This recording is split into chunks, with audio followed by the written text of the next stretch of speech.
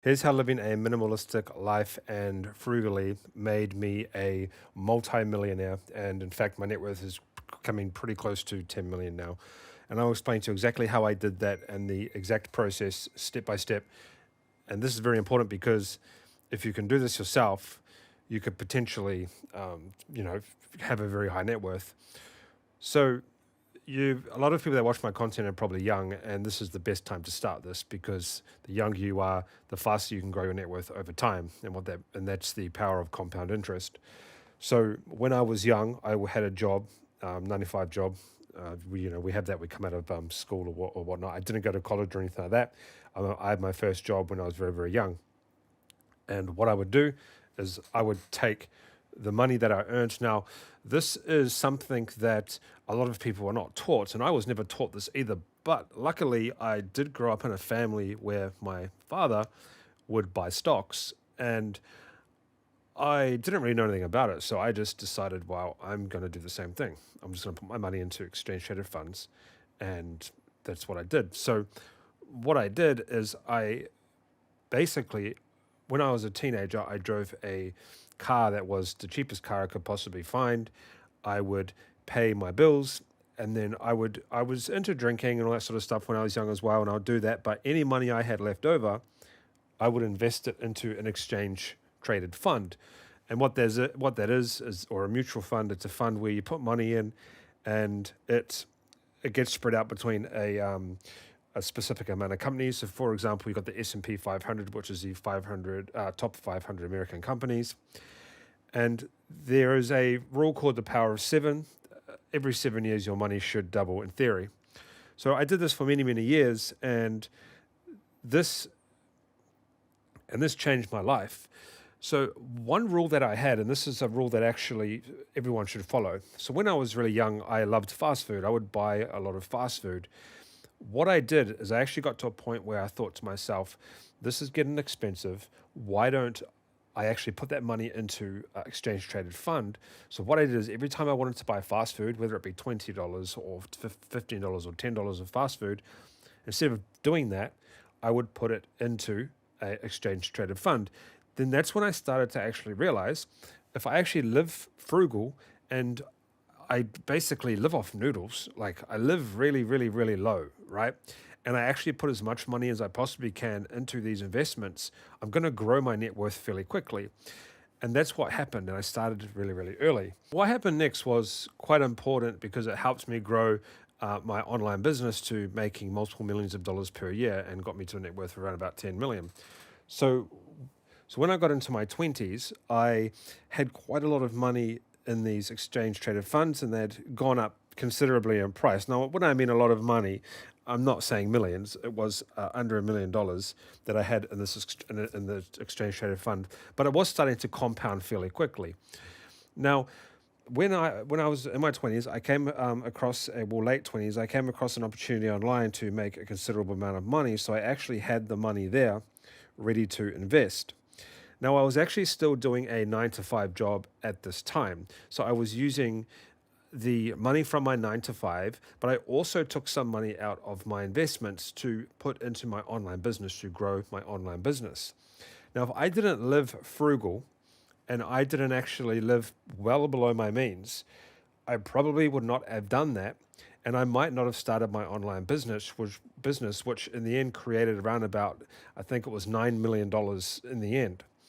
Take out taxes and stuff, it's a little bit lower than that, but it eventually got up to 10 million in net worth.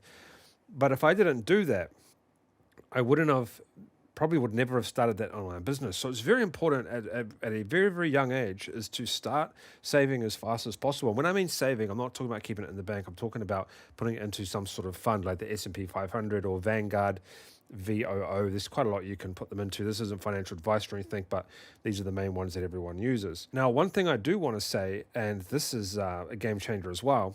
So my partner at the time, well, she's still with me now, she wanted a handbag one day, and the handbag was like $4,000, one of those silly Gucci things. And I said, well, instead of doing that, why don't we put that $4,000 into an exchange traded fund? And what happened is the value of the bag that she wanted went down, but the $4,000 that she put in the exchange traded fund ended up doubling in about 3 years.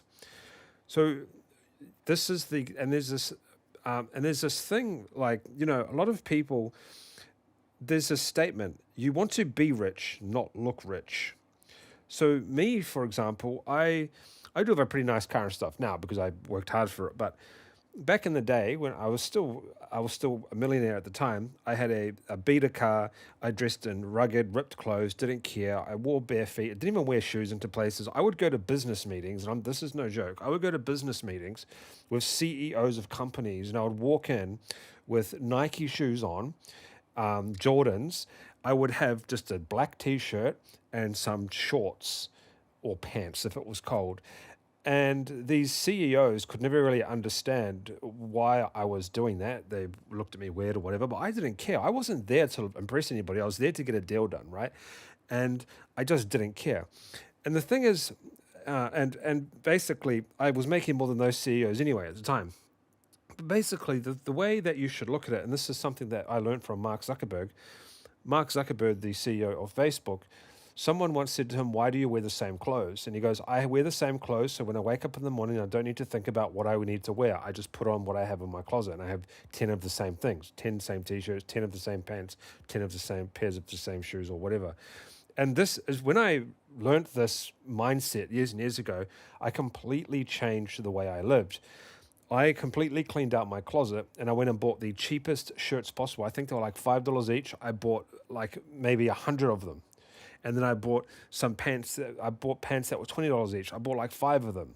I bought the cheapest clothes I could possibly can, but I purchased them in bulk. So all I did was I would go to my closet. I'll put the same clothes on every single day. Obviously they were washed, but they were the same clothes every single day because I had multiple bulk of them. And I didn't worry about the fancy designer stuff. I didn't worry about any of that stuff. It did not interest me one single bit. And this is why I'm a multimillionaire and I have a large net worth. It's because I lived that life of not worrying about any of that stuff. You don't need to impress anybody. Who cares? Like when I went into business meetings, I wasn't trying to impress these CEOs. I was trying to impress them with my business, not with the way I look, not with the way I present myself, because no one, well, I don't care about that. All I cared about was going in, getting investors for my businesses, etc. at the time, or whatever, presenting my service to people, whatever I was trying to do. And that's all I cared about. And that fundamentally changed the way I do everything because you focus when you do that in business, you're focused on the goal, and the goal is to make a sale or get someone on board or etc. etc. The goal is not to look cool. Who cares? No one cares.